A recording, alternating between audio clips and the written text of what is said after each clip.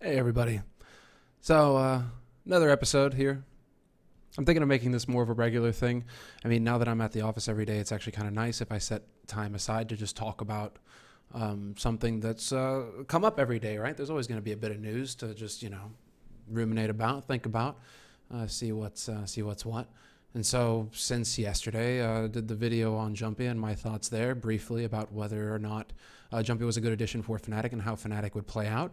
And since obviously then the news about Oskar broke, and now there's quite a bit of speculation going on as far as what is he going to do and how things are going to play out for Mousesports now that the call has been made to remove Nex and to bring in Oskar. And so obviously for quite some time it seems it's been common knowledge that something was going to happen with Mousesports as far as the team was concerned, that they were definitely feeling down and out. There was a lot of frustration, and so usually when that sort of thing comes about, a roster change is bound to happen. The players are going to look to try and change things up. Not everybody can be VP and stick together through thick and thin. Sometimes you are going to go for that change. And so sometimes, most of the times. So in this case, Mousesports, instead of going for what seems to be the choice that everybody thought was going to happen, which was to remove Chris J in favor of Oskar, right? Remove an Opper in favor of another Opper. What the play was here was instead to remove Nex. And so before I get into that, like the Oskar Nex change, I just want to briefly touch on what I think is going to happen with Mousesports after this coach ruling as well, just in particular, because they are a team that actually has a coach that's quite involved and that has taken that in-game lead role in the past, right? And so that is something, when you're not thinking about Mousesports first when it comes to, the coach is going to lose his job now because he's not going to be able to call anymore. No, because him and Nico, or Kassad rather, who is the coach for Mousesports and who's done wonderful things for the team since he joined, and Nico kind of, they kind of passed it back and forth. And that was mainly, when Nico, I think when there was some frustration expressed, Nico definitely one of the more expressive players, right? With his face and the face palming and the hands and, looking up why, I mean, we've all seen that from Nico, right? He can get frustrated sometimes, and I think that it reached a point where he was like, right, okay, Kassad, you take over for the in-game lead role. Now, that, as far as I know, that didn't last too long. Kassad took it, but then Nico ended up taking it back. It was more of a 50-50 split between them, and I know, at least as far as my recent information is concerned, or fairly recent since E-League, is that Kassad and Nico was more of like, Nico would call, but Kassad was feeding him information, and then Nico would take all this information from everywhere and then eventually make the call, right? So he did come back into the in-game lead role. And so when it comes to this recent coach ruling and the fact that coaches are now going to be very limited in how much they can interact with the players when the game is live, I don't think that it's going to be a huge impact on Mousesports because Kassad, you could even split it up, right? You're going to have 4 30-second timeouts. If Kassad spots something that's starting to, that maybe Nico is missing or that is impacting the team, boom, call the timeout. You can use 2 of them per half, maybe, if you want to be like reasonable about it, and he'll still be able to interact and have that conversation with Nico, right, and still give his feedback. But I think that Mousesports should be just fine, right? Nico, he's shown that he can play his mind out basically while still in-game leading, and so him being like the sole in-game leader for the team, I still think is going to be just fine. So Mousesports, they should be all right after this coach ruling. It shouldn't be the end of the world for them, or they shouldn't struggle as some teams I think will, like Na'Vi, for example, or FaZe, who rely heavily on Roban, right, to take that in-game lead role. And so now Oskar's joined the team, right? And so that to me is actually fairly interesting. Nex has been a bit underwhelming, and he's been underwhelming for quite some time. For a little bit, he's had his brief up and downs, right? Well, down more than up, but he's had some up moments where you're like, oh man, is this what Nex is capable of? Is this what he can actually do? But we never really see him come through for the team in like those high pressure situations, right? And this is ever since Gabi was on the roster, and Nex hailed as one of the up-and-coming star players of Germany, right, who just looked so good when he was still on Planet Key way back in the day. Then he came over to Mouse, and then, like, all right, okay, all eyes on him. What's he going to do? And it never really felt like he panned out, right, that he, bloomed and ended up doing anything really, not really ever taking over the server. He's had his maps, but he's never really had just dominant tournaments, it seems, at least in recent memory this year, right, we'll say in the last 3 months, not really seen it from him. And so I'm not as shocked as some that, Nex is the one who's going to get the axe. I think that a few eyes were on him, and perhaps what the reasoning is here is that they're trying to think, right, okay, we have Dennis and Speedy, who are basically our kind of like all-around facilitating kind of guys who are kind of just, floating around doing, or, fulfilling different roles for the team. Bit of our role players, right? Nico, in-game leader, hard fragger, semi-lurker, right? A little bit all over the place as well. Chris J with the op. I don't think that they're going to take the op off of Chris J.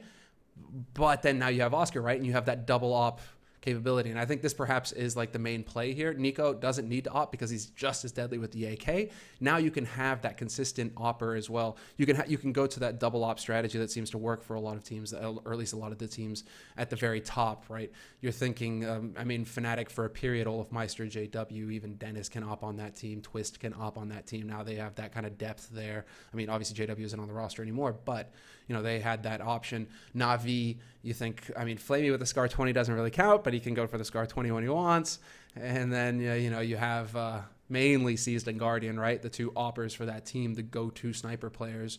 SK, it's pretty much SK doing like the most risky strategy. Like they've made it their go-to strategy almost. That's the confidence, the level of confidence they have right now in their game. They consistently go for the cold Fallen combo and bust it out on maps where it's a real big risk, like Cobblestone, where it's like, right, we'll have an op on each bomb site, no problem. Play it like it's Dust 2. So this is I think this is just very solid, right? Nico could op, but now you actually have two guys whose main role consistently is to AWP. And so you can have that in your playbook when you get the good start. What I'm wondering now is more when you don't have the economy to go for the double op, right? There's the rub, right? That's where it gets interesting. Because then, you've both got both oppers. Chris is capable of rifling. Oskar is as well, right? They're versatile. But when you don't have the economy to go for the op, or two ops, right? Who are you going to give the op to? Is it going to be Chris or is it going to be Oskar? Who's going to get the priority, right? As the primary opper for the team when you don't have the economy. I think that's the more interesting one, right? We've definitely, like Chris, as far as I'm concerned, is still one of those oppers who got hit the heaviest with the op nerf, along with, JW Kenny back in the day. He was one of those aggressive oppers who liked to just play super aggressive and get in people's faces and go for the flashy plays. He really liked that. And it took him quite a bit of time to come back from that change. He actually, he actually just gave up on the AWP for a while, went to the M4, and then he wanted to play Scout, and so he was playing Scout because he felt that gave him quite a bit of mobility, but he obviously lacking the punch of the AWP, but it felt like it was getting him a little bit closer where he could be really aggressive with a scoped rifle.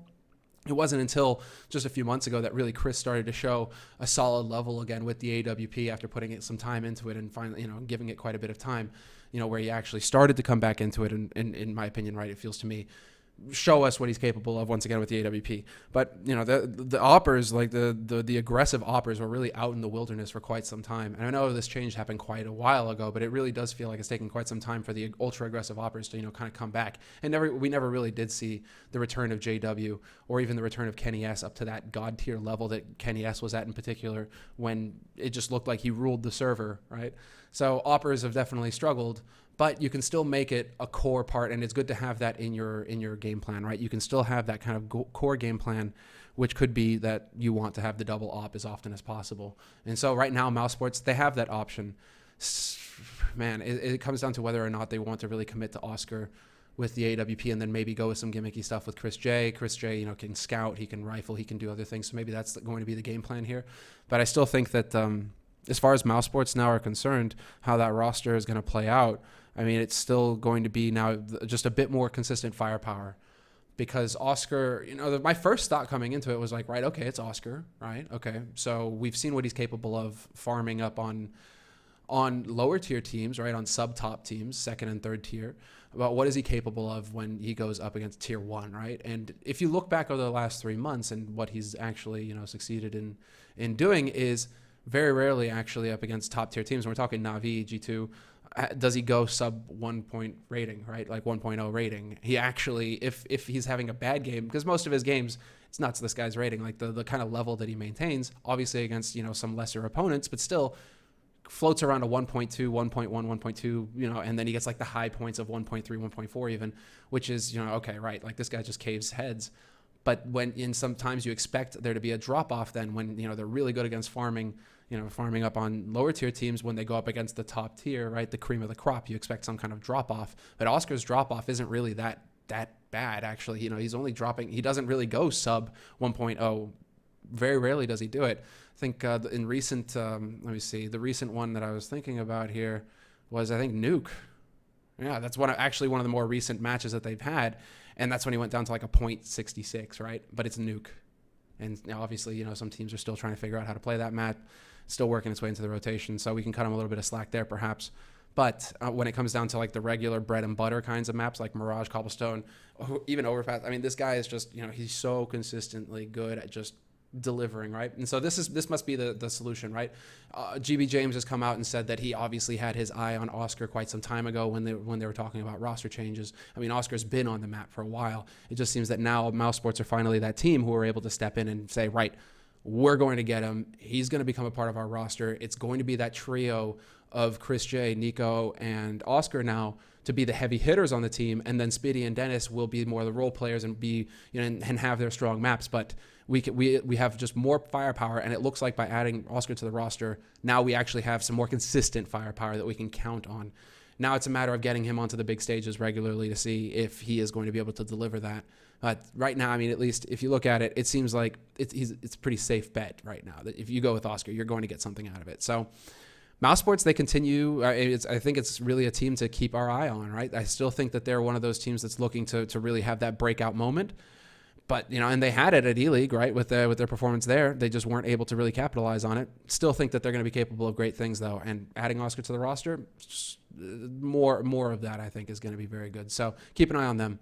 And, well, that's the video for today. See you guys later.